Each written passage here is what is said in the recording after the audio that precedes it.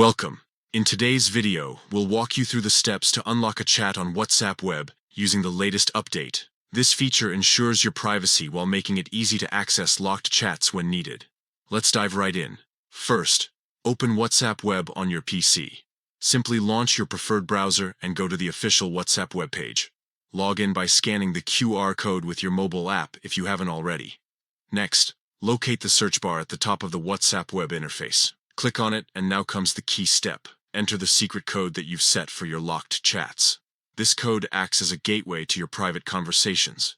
Once you've entered the code, you'll see the locked chats appear in a special section. Click on the chat you want to unlock to open it. Now, right-click on the chat window. A menu will appear. Select Unlock Chat from the options provided. At this point, WhatsApp will prompt you to re-enter your secret code for verification.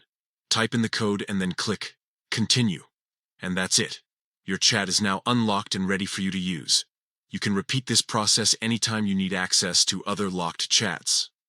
This new feature is a fantastic way to keep your sensitive conversations secure, while maintaining easy access when needed. If you found this guide helpful, don't forget to share it with others who might benefit from learning about this update.